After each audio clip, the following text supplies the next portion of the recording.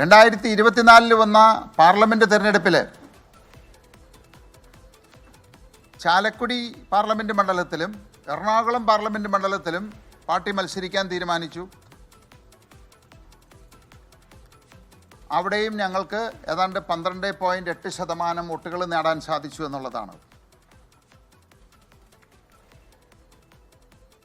2025 വന്നപ്പോൾ ഞങ്ങളുടെ സംഘടനാ സംവിധാനങ്ങൾ കേരളത്തിലെ ഏതാണ്ട് 10ഓളം ജില്ലകളിൽ വ്യാപിപ്പിക്കുകയും അവിടെയെല്ലാം ശക്തമായ സംഘടനാ സംവിധാനം ഉണ്ടാക്കുകയും ചെയ്തു. അതിൻ്റെ ഭാഗമായിട്ട് കൊല്ലം ജില്ല മുതൽ പാലക്കാട് ജില്ല വരെ ഏതാണ്ട് 882 വാർഡുകളിലാണ് ഞങ്ങൾ സ്ഥാനാർത്ഥികളെ നിർത്തി മത്സരിച്ചത്. ഇവിടെയൊന്നും കാര്യമായിട്ടുള്ള ഒരു വിജയം കൊണ്ടുവരാൻ സാധിച്ചില്ലെങ്കിലും ഇന്ന് കേരളത്തിലുള്ള 3 ദേശീയ മുന്നണികളോട് ഏറ്റുമുട്ടി, പ്രത്യേകിച്ച് LDF, UDF, NDA ഒറ്റയ്ക്ക് നിന്ന് 12.2% വോട്ട് നേടിയ കേരളത്തിലെ ഒരേ ഒരു പാർട്ടിയും ആദ്യത്തെ പാർട്ടിയുമാണ് 2020 പാർട്ടി. പക്ഷേ വളരെ ദൗർഭാഗ്യകരമായ ചില സംഭവങ്ങൾ ഈ തെരഞ്ഞെടുപ്പിൽ രൂപം കൊണ്ടു. കേരളം കണ്ടതിൽ വെച്ച് ഏറ്റവും വൃത്തികെട്ട ഒരു രാഷ്ട്രീയ മുന്നണി രൂപം കൊണ്ടു എന്നുള്ളതാണ്. ഈ 2020 ഈ ഭൂമുഖത്ത് തന്നെ ഇല്ലാതെയാക്കണം എന്ന് ഇവിടുത്തെ LDFും UDFും അതുകൂടാതെ വെൽഫെയർ പാർട്ടി, SDPI, PDP അങ്ങനെ 25 രാഷ്ട്രീയ പാർട്ടികളുടെ ഒരു ജനകീയ മുന്നണി രൂപം കൊണ്ട് ഒരേ സ്ഥാനാർത്ഥികളെ നിർത്തി ഒരേ ചിഹ്നത്തിൽ മത്സരിച്ച് ഒരേ വാഹനത്തിൽ ഇവരുടെ എല്ലാം കൊടികൾ നാട്ടിക്കൊണ്ട് പ്രചരണം നടത്തുന്ന വളരെ ദൗർഭാഗ്യകരമായ ഒരു കാഴ്ചയാണ് നമ്മൾ കണ്ടത്. അപ്പോൾ പരസ്പരം കടിച്ചു കീറുന്ന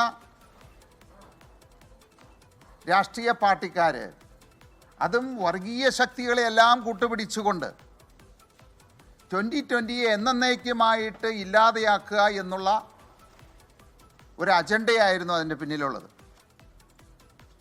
പക്ഷേ ഞങ്ങൾ മത്സരിച്ച പഞ്ചായത്തുകളിൽ, പ്രത്യേകിച്ച് 2020 ഇതിനു മുമ്പ് ഭരണം നടത്തിക്കൊണ്ടിരുന്ന പഞ്ചായത്തുകളിൽ 2 പഞ്ചായത്തുകളിൽ നിന്ന് ഞങ്ങൾക്ക് ഭരണം നഷ്ടപ്പെട്ടു. പക്ഷേ അവിടെ ഞങ്ങൾ വലിയ പ്രതിപക്ഷമായി മാറി. കിഴക്കമ്പലം പഞ്ചായത്തിൽ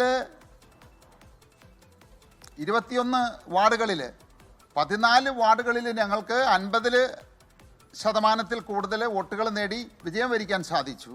ആ പഞ്ചായത്ത് ഭരിക്കാനും സാധിച്ചു. ഐക്യനാട് 2020 മത്സരിക്കുമ്പോൾ ഞങ്ങൾക്ക് പ്രതിപക്ഷം പോലുമില്ലാതെ 14 സീറ്റുകളിൽ 14 സീറ്റ് നിന്ന പഞ്ചായത്താണ് ഐക്യനാട്. ഈ തവണ അത് 16 സീറ്റായി മാറി. ആ 16 സീറ്റും പ്രതിപക്ഷം പോലുമില്ലാതെ ഞങ്ങൾ വിജയിച്ചു എന്നുള്ളതാണ്.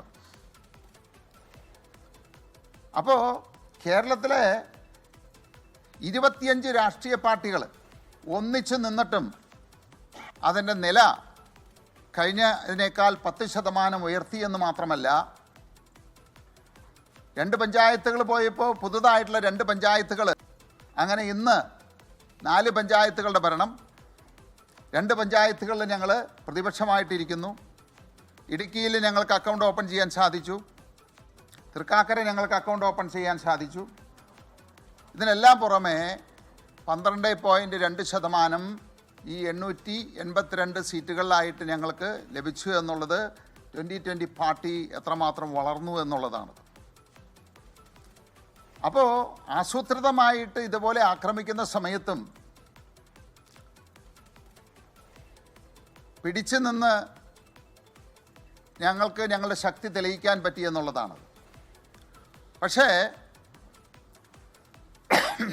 കേരളം ഭരിക്കുന്ന LDFും പ്രതിപക്ഷത്തിരിക്കുന്ന UDFിൻ്റെയും അജണ്ട അവർ അപകടം, അതായത് 2020 ഇതേ രീതിയിൽ വളർന്നു പോയി കഴിഞ്ഞാൽ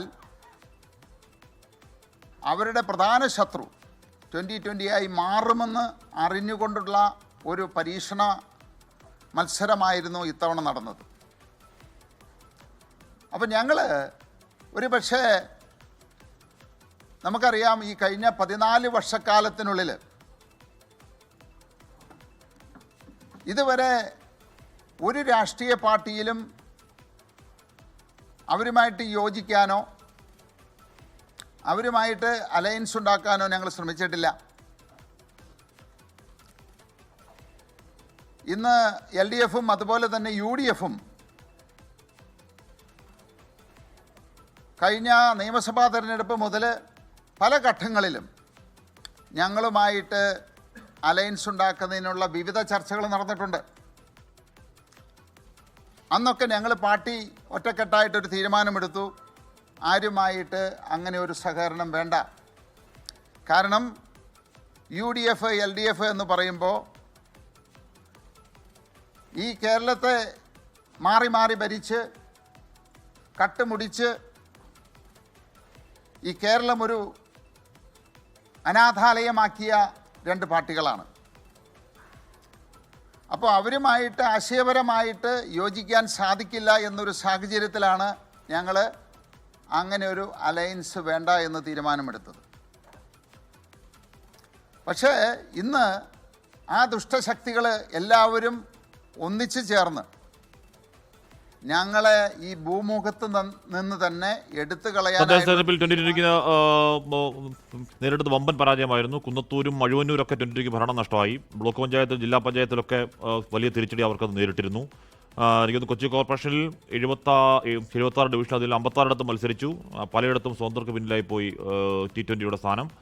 ഈ പറയുന്ന ഏറ്റവും കൂടുതൽ പോളിംഗ് വോട്ട് രേഖപ്പെടുത്തിയ ഒരു ഡിവിഷനിൽ 5 വോട്ടുകൾ മാത്രം നേടുന്ന സാഹചര്യമൊക്കെ ഉണ്ടായി. അങ്ങനെ സമസ്തം സമ്പൂർണ്ണമായ പരാജയമാണ് തദ്ദേശത്തിൽ സാബു ജേക്കബ് നേരിട്ടത്, അല്ലെങ്കിൽ 2020 നേരിട്ടത്. അപ്പോൾ അതിന്റെ കാരണങ്ങൾ വിശദീകരിക്കുകയായിരുന്നു സാബുവും ജേക്കബ് NDAയിൽ കൂടി ചേർന്ന പശ്ചാത്തലത്തിൽ. ലോകത്തെവിടെയായാലും ഏത് സമയത്തും 24 വാർത്തകളും ഓഗ്മെന്റഡ് റിയാലിറ്റി പാക്കേജുകളും എക്സ്പ്ലെയിനറുകളും വിശദമായി കാണാൻ ഞങ്ങളുടെ YouTube ചാനൽ നിങ്ങൾക്ക് സബ്സ്ക്രൈബ് ചെയ്യാം.